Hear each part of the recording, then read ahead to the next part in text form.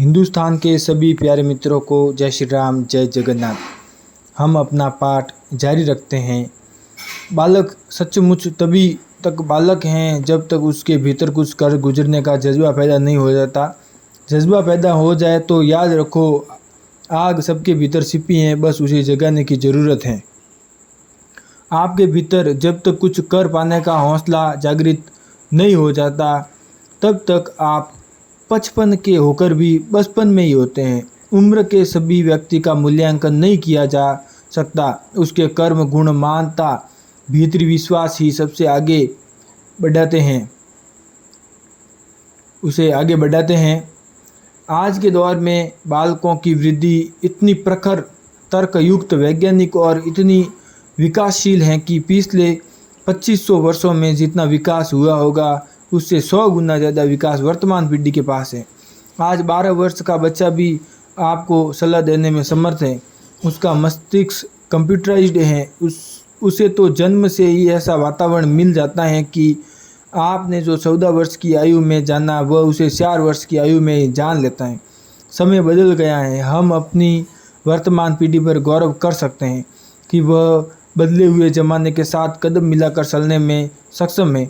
आज की पीढ़ी ज़बरदस्त प्रभावशाली है। वह नित्य नवीन शिक्षा, समृद्ध और सफलता की ओर बढ़ रही हैं। हम जिस युग में पैदा हुए हैं हमारे लिए वही श्रेष्ठ हैं। वर्तमान में रहकर अतीत की दुहाई देने से काम न चलेगा। राम का समय महान होगा, महावीर का समय श्रेष्ठ और बेहतर रहा होगा, पर हमारे लिए तो यही युग बेहतर है जिस युग में हमारा जन्म हुआ है। कुछ दशकों पूर्व तक तो कन्याओं को शिक्षा से वंचित रखा जाता था। 7वीं 8वीं कक्षा तक पढ़ ली तो बहुत हो गया, लेकिन आज कन्याएं आकाश के क्षितिज छू रही हैं। हर क्षेत्र में पुरुषों की हम कदम होकर नए नए कीर्तिमान रच रही हैं। विकास की तेज दौड़ में हर व्यक्ति सुख और समृद्धि की ओर बढ़ रहा है। विज्ञान ने बहुत तरक्की की है और उसका प्रभाव हमें अपने रोज़मर्रा के जीवन में भी दिखाई देता है। पर मैं बच्चों को एक बात के लिए सावधान करना चाहूँगा। माना कि धन दौलत सुख साधन बहुत हो गए, लेकिन कुछ घट गया है तो वह है बच्चों के संस्कार, जीवन के सांस्कृतिक और मानवीय मूल्य। मकान तो बड़े होते जा रहे हैं, लेकिन उनमें रहने वाले लोग बहुत छोटे हो गए हैं। बच्चों का वैज्ञानिक और भौतिक विकास तो खूब हुआ, पर पारिवारिक मूल्य क्षीण हो गए। अगर किसी बच्चे को यह कहें कि सुबह उठकर अपने माता पिता के पैर छुओ करो तो उसमें ऐसा करते हुए शर्म आ जाएगी, झिझक लगेगी। अरे भाई, जो व्यक्ति अपने माँ बाप को प्रणाम करने में संकोच करेगा उसे फिर अपनी बीवी के ही पांव छूने पड़ेंगे। जीवन में सबसे बड़ी भूमिका ही माता पिता की है। वे ही सर्जक हैं, वे ही पालनहार हैं और वे ही उद्धारक हैं। उसको नहीं देखा हमने कभी, पर उसकी ज़रूरत क्या होगी। हे माँ, तेरी सूरत से अलग भगवान की सूरत क्या होगी। धरती का भगवान तो घर घर में है, हमारे अपने ही माता पिता के रूप में है। कृपया अपने माता पिता की इज्जत कीजिए। श्रवण कुमार को सदा अपनी आंखों में रखिए और अपने कर्तव्य को पूरा करिए। ज़्यादा न सही, पर उतने वर्ष तो माता पिता के ज़रूर काम आ जाए जितने वर्ष वे हमारे काम आए। पहले घरों के बाहर लिखा रहता था अतिथि देवो भव। बाद में वक्त बदला, लोग लिखने लगे स्वागतम, वेलकम, और अब लिखा जाता है कुत्तों से सावधान। हमारे संस्कारों को यह क्या हो गया है। एक पिता ने सोचा कि मुझे यह जान लेना चाहिए कि मेरा बेटा बड़ा होकर क्या बनेगा।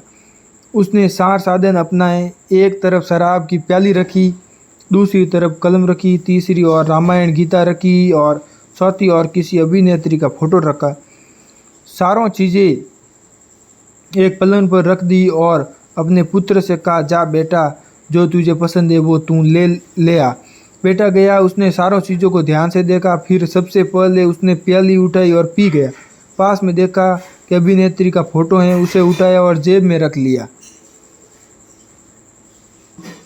कलम भी जेब के हवाले कर दी और रामायण और गीता के गुटके हाथ में उठाकर चला गया। पिता ने देखा और जान लिया कि यह तो बड़ा होकर नेता ही बनेगा। नेता पीते भी हैं, ज़रूरत पड़ने पर रामायण और गीता का उपयोग भी करते हैं, अभिनेत्रियों को भी इकट्ठा कर लेते हैं और कलम की झूठी सच्ची कलम भी झूठी सच्ची चलाते रहते हैं। आज बच्चों की जो नई पौध तैयार हो रही है वह इसी प्रकार की है।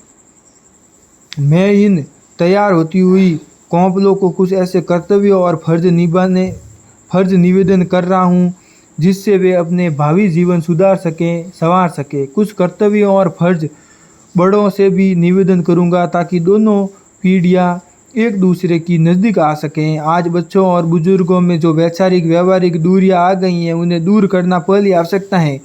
दोनों ही जब अपने कर्तव्यों के प्रति गंभीर होंगे तभी वे आने वाले कल का बेहतर निर्माण कर सकेंगे।